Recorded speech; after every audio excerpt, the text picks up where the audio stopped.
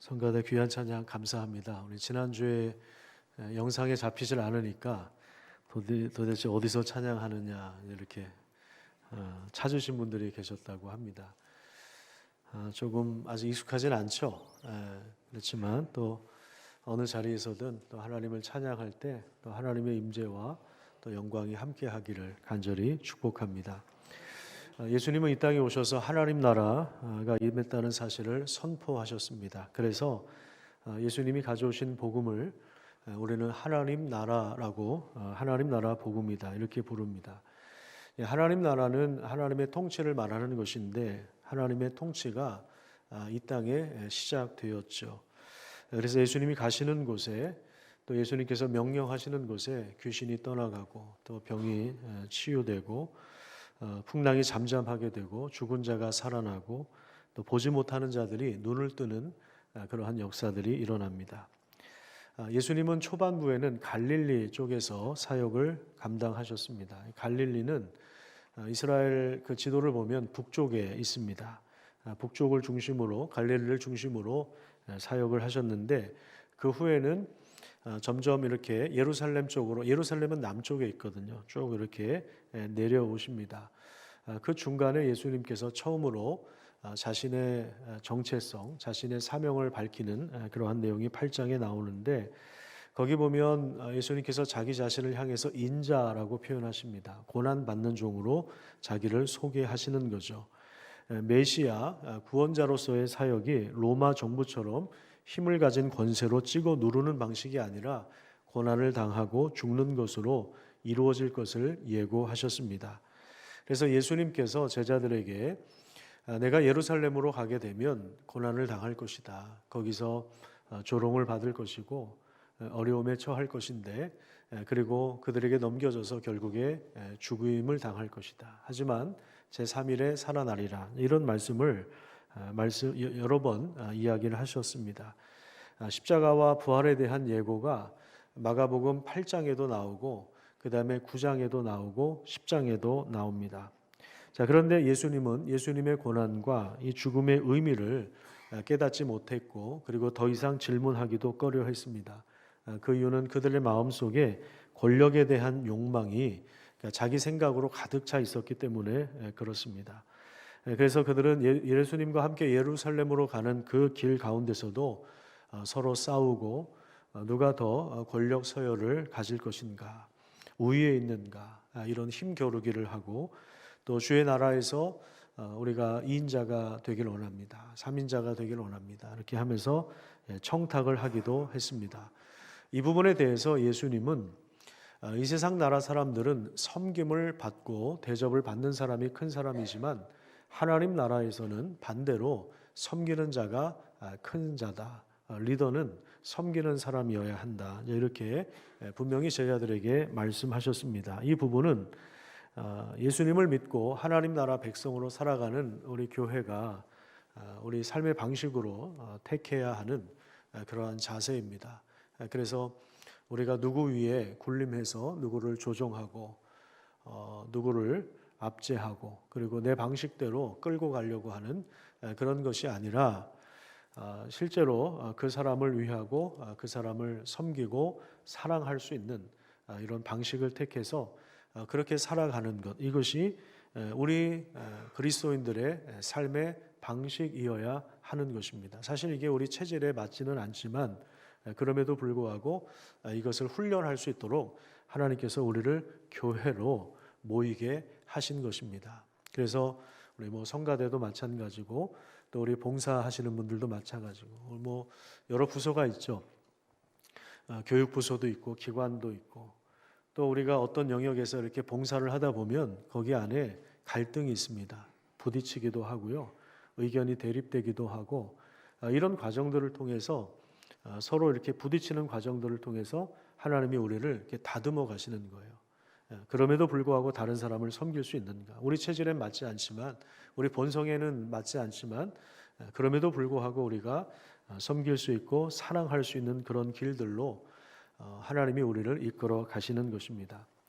예수님께서 이렇게 자기 정체성을 밝히는 내용이 8장과 9장과 10장 이렇게 한 번씩 드러나는데 요 앞뒤로 재밌는 기적이 나옵니다. 그게 뭐냐면 소경의 눈을 뜨게 하시는 것입니다.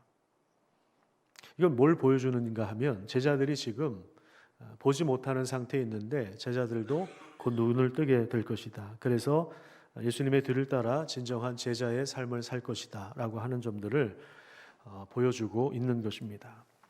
우리가 교회를 오랫동안 다녀도 예수님을 피상적으로 아는 경우가 참 많죠. 그러다 보니까 예수님을 믿는다고는 하는데 또 내가 직분도 받았는데 그런데 여전히 사는 모습은 자기 욕망대로 살거나 자기 주장대로 사는 경우가 많죠. 그러다가 어느 순간 하나님께서 우리 눈을 뜨게 하실 때가 있습니다. 하나님은 고난을 통해서도 일하시고 또 설교를 통해서도 말씀하시고 관계를 통해서도 우리의 모든 상황들을 이끌어 가십니다. 어쩔 때는 우리를 이렇게 낮추게도 하시고 또 어쩔 때는 우리를 줄이게도 하시고 어쩔 때는 우리 자존심도 상하게 하시고 또 어쩔 때는 상처도 받는 이런 과정들을 통해서 결국에 우리를 다듬어 가시고 깨우시고 그리고 참된 하나님의 사람으로 우리를 세워 가시는 것이죠. 그래서 같이 이렇게 신앙생활 하던 사람이 10년쯤 지나서 어느 순간 보면 참 사람이 달라졌구나. 사람이 참 변화되고 있구나. 성장하고 있구나. 이러한 모습들을 보게 됩니다. 이것이 우리의 기쁨이죠. 그래서 교회는 함께 성장하는 사람들이 그렇지 않은 사람들과 함께 같이 섬기고 공동체를 이루어가는 그것이 바로 교회입니다. 지금 여러분들은 어떤 자리에 계십니까? 아직 하나님 나라의 문 밖에 서성거리는 분들이 혹시 있을지도 모르겠습니다. 어떤 분들은 하나님 나라 이제 막 들어오신 분도 있을 겁니다. 어떤 분들은 하나님 나라에 오래전에 들어왔는데 성장이 정체되신 분도 있을 겁니다. 아직 문 밖에서 서성거리는 분들이 있다면 이 문 안으로 들어오시기를 바랍니다. 들어오신 분들은 계속해서 성장해 나가시기를 바랍니다. 예수님을 깊이 알고 또 함께 변화되고 성장하는 귀한 은혜가 있기를 간절히 축복합니다. 마가복음 11장을 한번 보겠습니다. 제목을 보면 예루살렘에 들어가시다 이렇게 나와 있죠. 오늘은 이제 기독교 절기상 종료 주일로 지킵니다. 예수님이 예루살렘에 입성하실 때 사람들이 메시아로서의 기대감을 가지고 호산나 우리 조상 다윗의 나라여 주의 이름으로 오시는 이여 가장 높은 곳에서 호산나 이렇게 환호할 때 종려나무 가지를 흔들었다고 해서 이날을 기념하여 우리가 종료 주일로 지키는데 물론 이때에도 많은 사람들의 기대는 예수님을 정치적인 메시아, 자기의 현실을 바꿔줄 수 있는 구원자로서의 기대감을 가졌습니다. 아마 당시 지지율 조사를 하면 예수님이 90% 이상 나왔을 겁니다. 당시 종교 기득권자들은 10%도 안 나왔을 거예요. 요즘에 총선을 앞두고 있다 보니 길거리를 지나가다 보면 이 현수막에 달린 문구들을 보게 됩니다. 어느 정당에서 이러한 구호를 달아놨는데 지갑은 두툼하게, 퇴근은 빨리 뭐 이렇게 구호를 걸어놨습니다. 그러니까 우리 당을 찍으면 여러분들의 지갑이 두툼해지고 퇴근은 빨리 하게 될 것이다. 이러한 세상이 올 것이다. 이렇게 홍보를 하는 것입니다. 그러니까 사람들은 옛날이나 지금이나 어떤 자기들의 현실적인 문제를 해결해 줄 수 있는 그런 정치적인 메시아를 찾고 있습니다. 예수님께서 이렇게 당시에도 엄청난 지지율을 기록하면서 많은 사람들이 예수님을 환영하고 기대감에 가득 찬 모습으로 열렬하게 예수님을 맞이했는데 그런데요, 예수님께서 예루살렘에 들어가셔서 가장 먼저 행동했던 모습이 무엇일까요? 만약에 요즘에 뭐 총선이 있지만 정치인들 같으면 어떻게 하겠습니까? 어느 지역에 갔을 때 그 정치인이 가장 먼저 하는 행동이 무엇입니까? 그 지역을 상징하는 명소나 아니면은 사람들이 많이 모인 광장에 가서 아마 연설을 할 것입니다. 자기 입장을 밝힐 것입니다. 그런데 예수님은 11절을 한번 보십시오. 마가복음 11장 11절에 보시면 예수님께서 예루살렘에 들어가셔서 제일 먼저 하신 일이 뭐냐면 성전을 둘러보신 것입니다. 당시 유대인들의 삶과 신앙의 중심이라고 할 수 있는 예루살렘 성전을 둘러보셨습니다. 당시 이 성전은 솔로몬이 지었던 성전을 증축한 것인데 훨씬 더 크고 화려했습니다. 왜냐하면 헤롯 대왕의 공약 첫 번째가 성전 건축이었기 때문입니다. 헤롯 왕은 하나님을 경외하는 마음으로 성전을 건축한 것이 아닙니다. 헤롯 왕은 로마 황제, 당시 로마 황제의 그 낙하산 인사거든요. 그러니까 친로마 성향을 가지고 있는 그러한 분봉 왕이었습니다. 그러다 보니 유대인들에게 환심을 사기 위해서, 정치적인 입장을 공고히 하기 위해서 성전 건축을 한 것입니다. 예수님은 그 화려한 성전을 둘러보신 거죠. 그 다음 날에 예수님께서 무화과 나무를 보면서 잎은 무성한데 열매 없는 이 무화과 나무를 보면서 그 무화과를 저주하신 그런 일이 있습니다. 열매가 없는 무화과 나무, 이것은 지금 예루살렘 성전을 상징하고 있는데, 예루살렘 성전이 신앙의 본질을 잃어버리고 욕망이 가득한 우상 숭배의 본거지가 되었다는 것을 의미합니다. 그래서 15절을 한번 보십시오. 거기 보시면 예수님께서 상당히 과격한 행동을 하십니다. 성전에서 장사하는 사람들을 내쫓아 버리고 그 다음에 환전하는 사람들의 상과 비둘기 파는 자들의 의자를 둘러 엎으셨습니다. 그리고 나서 하신 말씀이 내 집은, 그러니까 성전이죠. 이 성전은 만민을 위하여 기도하는 집인데 너희들은 무엇을 만들었다고 이야기합니까? 강도의 소굴을 만들어 버렸다. 이 욕망이 가득한 곳이 되어버렸다. 이렇게 말씀하십니다. 당시 로마 황제의 묵인 아래에서 종교 권력자들은 예루살렘 성전으로 모이는 순례하는 사람들, 보통 이게 유월절이나 초막절이나 이런 이스라엘 3대 절기가 있을 때 이렇게 각지 사방에 흩어져 있는 유대인들이 다 모이거든요. 대략 한 70만 명 정도가 모인다고 하는데, 이 절기를 지키면서 제사를 드리는 사람들의 편의를 위하여 성전 주변에 목초지를 만들고 거기에 제물로 사용될 동물들을 키워서 팔았습니다. 왜냐하면 멀리서부터 이 동물들을 가지고 오기가 굉장히 어려운 거죠. 예를 들어서 안양에 성전이 있다고 한번 생각을 해보십시오. 그러면 여러분들의 집이 용인이나 전라도 광주나, 왜냐하면 성전이 하나밖에 없으니까, 안양이 하나밖에 없으니까 여러분들이 절기가 되면은 다 안양으로 올라와야 돼요. KTX도 없고 자동차도 없을 때 여러분들이 제사를 드리기 위하여 소나 양이나 동물들을 데리고 와야 돼요. 그럼 얼마나 힘들겠습니까? 여러분들 같으면 어떻게 하시겠습니까? 그래서 이 성전을 담당하는 종교인들이 이 주변에다가 이렇게 목장을 만드는 거죠. 목장을 만들어서 여기 의왕 쪽에도 하나 만들고 과천 쪽에도 하나 만들어 가지고 이렇게 제물이 될 만한 가축들을 이렇게 파는 겁니다. 얼마나 막대한 수입을 올렸겠습니까? 중간 브로커 역할을 하는 제사장들이나 이런 사람들은 얼마나 막대한 현금을 쓸어 담았겠습니까? 또 성전세라고 하는 게 있어요. 이 성전세를 낼 때, 그러니까 우리가 세금 내듯이 유대인들은 이게 종교와 정치가 분리되지 않았기 때문에 성전세라고 하는 걸 내는데, 외국에 사는 유대인들도 있으니까 그 사람들이 쓰는 화폐를 이제 유대인 화폐로 바꿔야 될 거 아니에요. 바꿀 때 뭐가 발생합니까? 수수료가 나오겠죠. 그 수수료도 중간 이 제사장들이 챙기는 거예요. 그러니까 얼마나 막대한 수입을 올렸겠습니까? 뒤로 막대한 돈을 벌고 있었던 것입니다. 그러니까 이런 현실들을 예수님이 아시고 둘러보시고, 그래서 성전이 이제 이미 그 기능이 끝났다, 심판을 받았다, 그 기능이 종료되었다는 사실을 선언하신 거예요. 무화과 나무가 마른 것은 성전의 시대가 끝났다, 그것을 보여주는 거예요. 다음 날 아침에 제자들이 무화과 나무를 보니까 뿌리째 말라버렸습니다. 그 이후에 23절을 한번 보세요. 23절에 보면 예수님께서 이런 말씀하세요. 누구든지 이 산을 들리어 던져서 바다에 던지리라고 하면 그게 그대로 이루어질 것이다. 마음에 믿고 의심하지 않으면 그대로 될 것이다. 이렇게 말씀하시고, 또 25절에 보면 뜬금없이 용서에 대한 말씀이 나오는데요. 여기서 일단 산은 성전산을 말합니다. 성전이 있는 시온산을 말해요. 성전의 멸망을 예고하신 예수님의 말씀이 실제로 현실화될 것을 의미하는 거예요. 그러니까 이 성전이 있는 산이 바다에 빠진다. 이건 이제 심판을 당한다. 성전이 심판을 받는다. 이 말이거든요.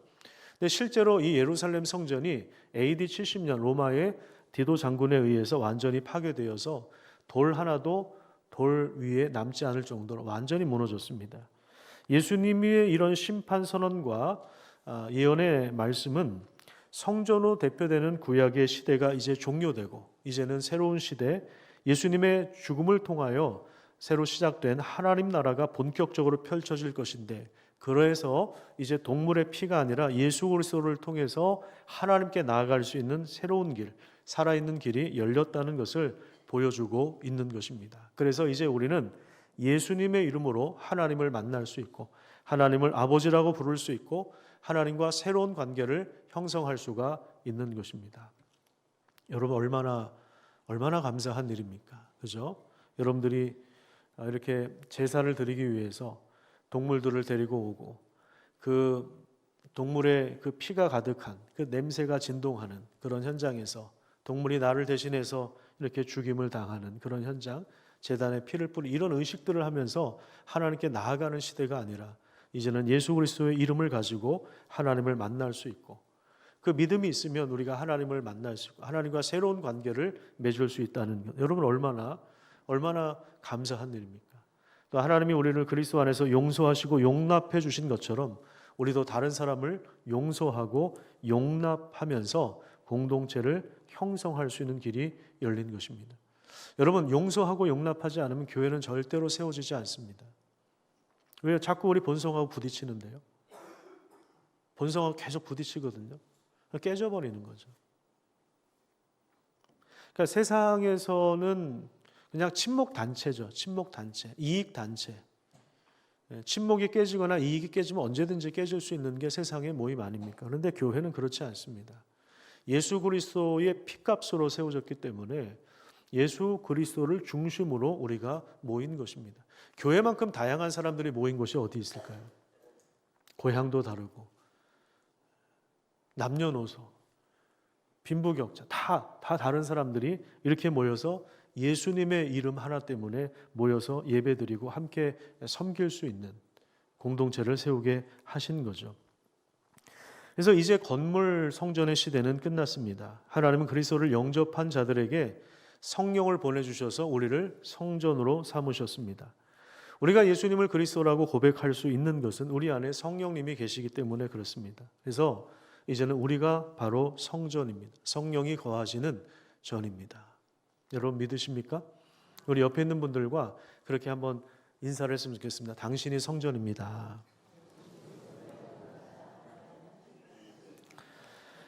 네, 제가 이 성전에 대한 이야기는 굉장히 많이 했는데 그럼에도 불구하고 이게 아직 입에 있지 않아서 여전히 성전이라고 하는 단어를, 성전 건축이라는 단어를 가끔씩 사용하기도 합니다. 또 이제 교회 온 지 얼마 안 되신 분들도 그럴 수 있고요. 지난주에 교회 짐 정리하는데 이용주 전사님이 성전 또 막 이렇게 뭐 이쁘다 뭐 이런 얘기를 하시길래 우리 교회에서는 이 성전이라는 단어를 쓰면 사례배를 깎는다고 그렇게 경고를 일단 날렸습니다. 사실 뭐 이렇게 다른 교회 가보면 다 성전이라는 말을 쓰죠. 성전 건축이라는 말을 일반적으로 좀 그냥 대명사처럼 그렇게 씁니다. 근데 참 이상하죠. 예수님이 이렇게 심판을 선언하셨는데 왜 예배당 지어놓고 본당 이름을 예루살렘 성전이라고 이렇게 했는지 모르겠어요. 이미 다 멸망을 당했고 예수님이 심판하셨는데 왜 우리가 다시 그걸 세워야 되는지 모르겠습니다. 예수님이 십자가에 죽으심으로 이제 성전의 시대는 끝났고 우리 더 이상 성전에서 제사 드리는 게 아니잖아요. 우리 믿음으로 하나님 앞에 나아가는 거죠. 우리가 성전입니다. 그래서 우리가 예수님의 이름으로 기도할 수 있고 예수님의 이름으로 다른 사람을 용납할 수 있고 용서할 수 있는 새로운 삶을 살게 되는 것이죠. 그렇다고 해서 성전이란 단어를 쓰는 사람을 정죄할 필요는 없습니다. 우리 여러분들이 다른 데 가서 누군가가 성전 건축이라고 하시거든 너무 이렇게 열을 내진 마세요. 우리 목사님이 이건 아니라고 뭐 그러지 마세요. 그냥 그냥 속으로만 생각하시고 그분들은 또 그렇게 단어를 써왔으니까 우리가 뭐 그렇게까지 또 정죄할 필요는 없을 것 같은데 어쨌든 우리가 그 의미는 좀 알고 있어야 되니까 제가 계속해서 이 부분을 설명을 드리고 있는 것입니다. 그러니까 예수님은 우리를 성전 삼기 위하여 사실은 죽으신 거예요. 죽으시기 위하여 예루살렘으로 가신 것이고 예루살렘으로 가는 길에 제자들에게 이런저런 가르침을 보여주신 것이고 기적을 행하신 것입니다. 특별히 예루살렘에 가시는 이유가 뭐라고 했습니까? 죽으러 가시는 거예요. 죽음을 통과해야 가는 길이죠. 그 죽음을 향해서 예수님이 한 걸음씩 가십니다. 제자들에게 경고하신 대로 예고하신 대로 인자가 온 것은 섬김을 받으려 함이 아니라 도리어 섬기려 하고 자기 목숨을 많은 사람의 대속물로 주기 위하여 그 길을 가신 것입니다. 그 가장 아름다운 섬김의 길, 그 섬김의 모습이 마가복음 11장부터 마지막까지 특별히 예수님이 돌아가시기 일주일 전 7일 정도의 그 기간을 자세하게 복음서는 조명하고 있는 겁니다. 그만큼 예수님의 이 죽음이 우리에게 있어서 굉장히 중요한 요소이기 때문에 모든 복음서가 마찬가지입니다. 거의 3분의 1은 예수님의 이 죽음을, 고난과 죽음을 자세하게 보여주고 있는 것입니다.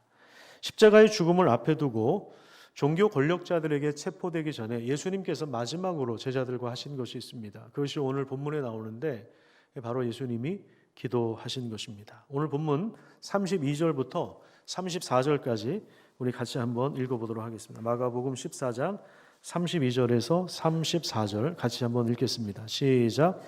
그들이 겟세마네라 하는 곳에 이르매 예수께서 제자들에게 이르시되 내가 기도할 동안에 너희는 여기 앉아 있으라 하시고 베드로와 야고보와 요한을 데리고 가실새 심히 놀라시며 슬퍼하사 말씀하시되 내 마음이 심히 고민하여 죽게 되었으니 너희는 여기 머물러 깨어 있으라 하시고. 자, 여기 보면은 이 겟세마네 동산은 예수님께서 자주 기도하시던 곳인데 제자들을 데리고 가시면서 특별히 베드로와 야고보와 요한이 3명의 제자를 특별히 더 어느 지점까지 데리고 가시면서 하신 말씀이 있습니다. 여기 이제 예수님의 감정 상태도 나오는데 놀라고 슬퍼하셨다. 너무 슬픔이 가득해서 이 죽을 지경인 그런 감정을 제자들 모두에게 드러내신 것이 아니라 이 3명의 제자들에게만 특별히 나타내셨어요. 이 3명의 제자들은 다른 제자들을 대표하는 위치에 있었고 예수님과는 조금 더 내밀한 영역까지 연대감을 형성할 수 있도록 부르심을 받았습니다. 예수님은 이 십자가의 죽음 앞에 마음이 눌려 있고 그리고 고통 가운데 정서적 연대를 그들에게 호소하시면서 요청하신 내용이 뭐냐면 여기 머물러서 나와 함께 깨어 있으라라고 하는 것입니다. 여기서 깨어 있으라라고 하는 것은 지금이 어느 때인지 지금이 어떤 상황인지 분명히 인식하고 있어라 이런 말이에요. 예수님께서 제자들을 부르신 목적 중에 가장 첫 번째로 등장하는 것이 뭐냐면 자기와 함께 있게 하시고 라고 하는 표현이 있습니다. 그러니까 예수님은 제자들에게 귀신을 쫓아내는 능력도 주시고 예수님이 가진 그 권한을 위임해 주시기도 하시고 여러 사역을 맡기셨습니다. 그래서 예수님의 제자들은 예수님처럼 그렇게 사역을 할 수가 있습니다. 그런데 제일 중요한 것은 예수님과 함께 있는 것입니다. 우리가 예수님을 위해서 여러 가지 봉사를 할 수 있고 여러 가지 섬길 수 있고 여러 가지 일을 왕성하게 할 수 있습니다. 그렇지만 가장 중요한 것은 예수님과 함께 있는 법을 배우는 것입니다. 예수님이 누구신지 알아가는 것이고 예수님과 함께 깨어 있는 것입니다. 그래서 지금 예수님께서 죽음을 특별히 앞에 두고 제자들이 예수님 곁에 있어서 예수님을 도와줄 수 있도록 예수님이 그렇게 요청을 하신 것입니다.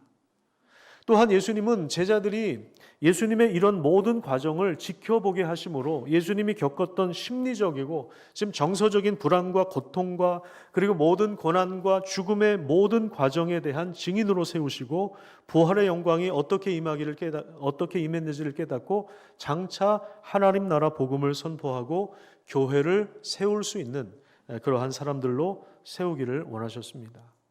예수님께서 제자들을 부르실 때 뭐라고 하셨죠? 나를 따라오너라 내가 너희를 사람들의 어부가 되게 하겠다. 이 말씀 그대로 사람을 살리고 사람을 세울 수 있는 그래서 교회를 세울 수 있는 하나님의 사람으로 세워 가시는 거예요. 그래서 예수님은 자신의 능력을 제자들에게 허락해 주셨지만 그 권한만, 그 능력만 위임해 준 것이 아니라 예수님이 당하신 모든 고통과 그 아픔을 함께 연대할 수 있도록 부르신 것입니다. 우리 가족 중에 누가 수술을 하게 되면 어떻게 합니까? 가족 중에 요즘에는 뭐 한 사람밖에 못 들어가는데 가족 중에 한 사람이라도 옆에 있으려고 하잖아요. 옆에 있으면 뭐 도움이 됩니까, 사실? 수술실에 같이 들어가는 것도 아니고 같이 수술하는 것도 아니고 그런데 내가 사랑하는 가족이 내 옆에 있구나. 내 곁에 있구나. 이것만 생각해도 마음에 안정이 되는 거잖아요. 예수님의 마음이 지금 그러한 마음입니다. 여기서 그런데 우리가 조금 이상한 점이 있지 않아요?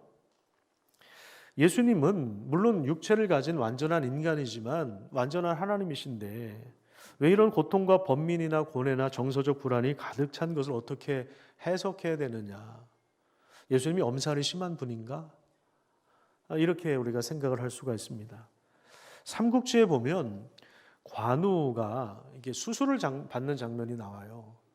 칼에 찔려가지고 어깨인지 어딘지 이렇게 수술을 하는 장면이 나오는데 진통제도 안 먹고 마취도 안 하고 그대로 생으로 그냥 수술을 하는 장면이 나옵니다. 근데 관우가 수술을 하면서 상대방하고 바둑을 둬요. 바둑을 두면서 수술을 받아요.